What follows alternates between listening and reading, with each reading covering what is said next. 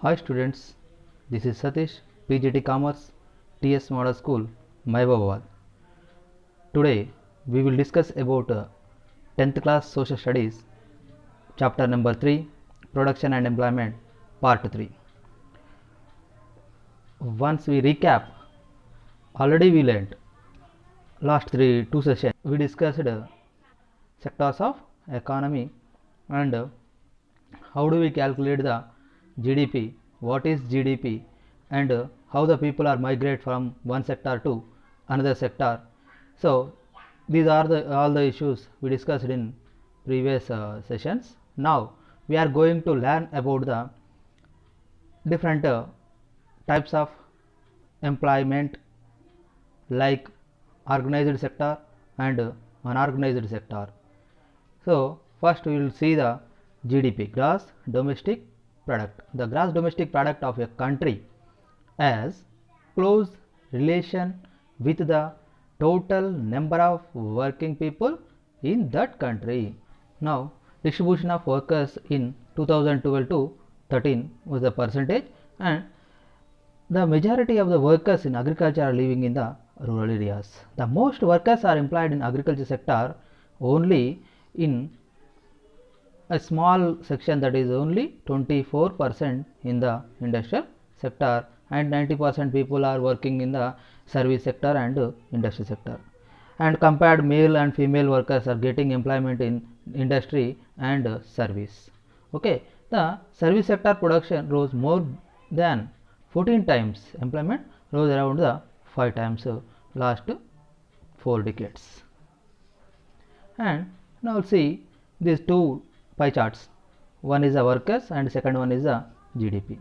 So workers are distributed in 50% of the workers in agriculture, and again 50% workers are in industrial and service sector. But agriculture sector, 50% of the people are giving GDP only 1/6, and industrial and other service sector are giving the total 3/4 portion. And disguised unemployment. There are more people in agriculture, but everyone may not fully occupied. In agriculture sector, people are engaged, number of persons are engaged in agriculture sector, but all are not giving fruitful results to that sector. Workers in agriculture sector are underemployed. Underemployment is also called disguised unemployment. The industry and service sectors produce 3/4 of the GDP. Total workers in our country working in industrial and service sector, they are giving 50%, workers are giving 3/4 of the GDP. And next one, see this graph, shares of three sectors in GDP, mainly agriculture, industry and service sector, 1973 to 74 and 2015 to 2016, and 73 to 74, 2015 to 2016.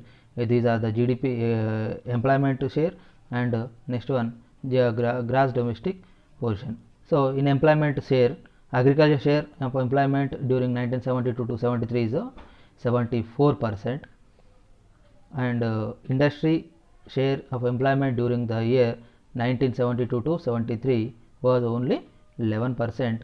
Service share of employment during 1972 to 73 was only 15%. Major portion is agriculture. And sectoral shares of the employment. In agriculture sector, 2017 to 18, 44%, and service sector employment share is 31%. Industrial share of employment during 2017 to 18 was 25%.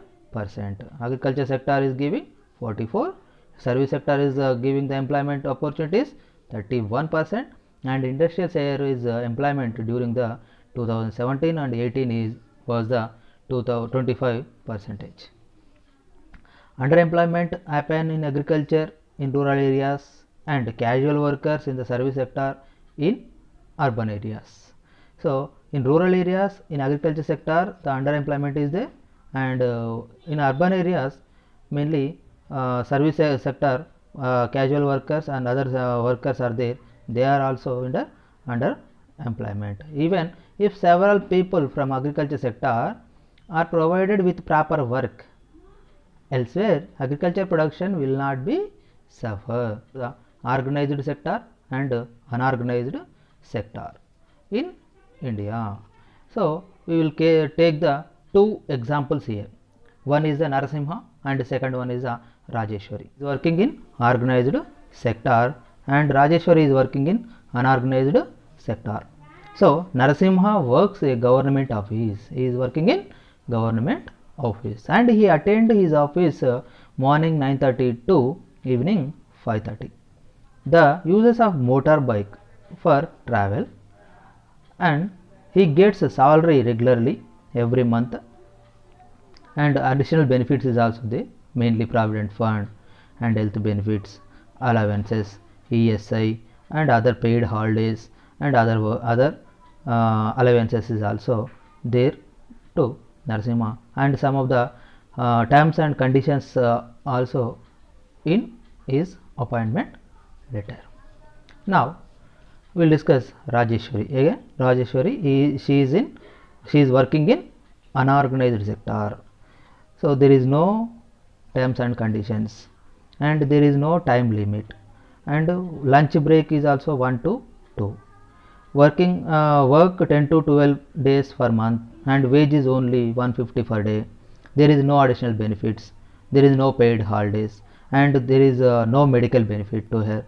So these kind of the differences are there in organized and unorganized sector. Now some of the example also we will take it. In organized sector different type of the persons are working, painters, plumbers, repair persons and other doing odd jobs are in unorganized sector. Suppose we will take organized sector examples like lawyers, doctors, professionals, software engineers and other working in MNCs.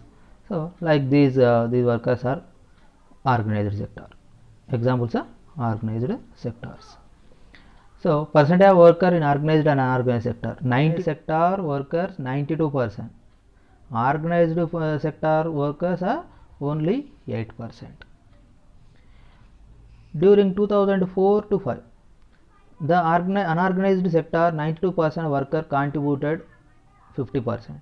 92% of the unorganized sector worker unorganized workers are giving only 50% of the GDP and 8% people are working in organized sector, they are also giving GDP portion is 50%. Now organized sector covers those enterprises or place of work where the terms of employment are regular and therefore people have assured work.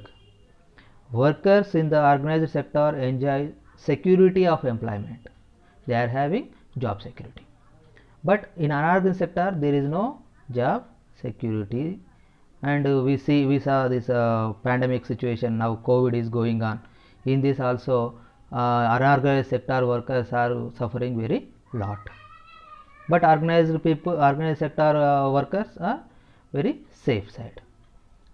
And people work in the government or with companies are all in the organized sector. Unorganized sector includes a large number of people who are employed in their own self-employment.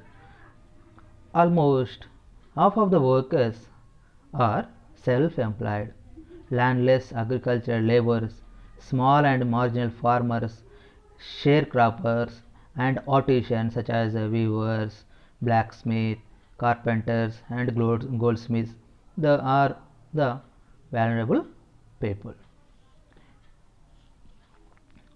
We also find the majority of the workers from scheduled caste, scheduled tribes and backward communities find them. It is worse if one is a woman from these communities.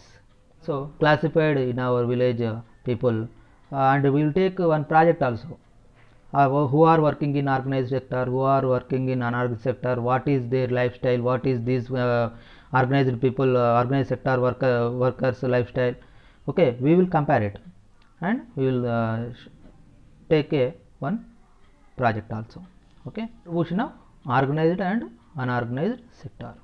So in unorganized sector and organized sector, organized employment only 8, but gross domestic product is 50%. Unorganized sector workers are 92%, but they are also giving 50% of the GDP, and nearly 80% of the rural household are small and marginal farmer category. The casual workers in both rural and urban areas need to be protected. How to create more and better conditions in the of employment? Okay, we will create some good atmosphere in workplace and production area, and production in industry and services has increased without increase in employment. So the if the government invests some money in transportation and storage of crops, or makes better rural roads so that many trucks reach everywhere, several farmers like Gayatri. So in semi-rural areas decide to grow millets and other cereals, setting up a flour mill to produce a process, and opening a cold storage. We can start honey collection. In some industries that process vegetables and agriculture produce like tomato, chilies, mango, rice, red gram, fruits, which can be sold in outside market. This will be provide the good potentiality to the farmers. And Gayatri, 2 hectares flat unirrigated land, government can spend money or bank can provide the loan to construct a well. Take a second crop, wheat, during the Rabi season, can provide employment to people for 50 days in her own field. Now suppose many small dams are constructed and canals are irrigated many such farms. So Gayatri's need seeds, fertilizers and agriculture equipment in subsidiary rate, and borrow money from the money lenders and pay higher rate of the interest. If the local banks give the credit at the reasonable rate of interest, she will be able to buy all this in time and cultivate her land. Now today we not only have the generate new employment opportunities, but also train many workers to work efficiently and with machines. We should invest in many industries in both rural and semi-urban areas so that we are able to produce many more goods and services. Automate some of the main keywords are there.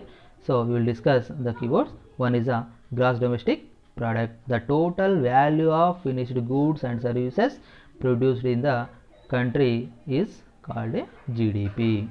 Gross domestic product. Final goods.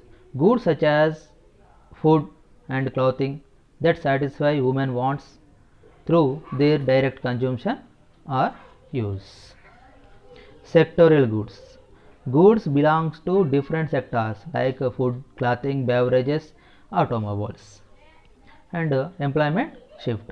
Suppose employees are working in one sector and they are moved to that sector to another sector. This is called the employment shift. Change of employment from agriculture sector to industrial and service sector. Change of employment from agriculture sector to industrial sector, that is called employment shift. Organized sector. The enterprises are place of work where the terms of employment are regular, therefore people have assured work. And unorganized sector like Rajeshwari Visa. The unorganized sector is characterized by small and scattered units which have remained largely outside the control of the government.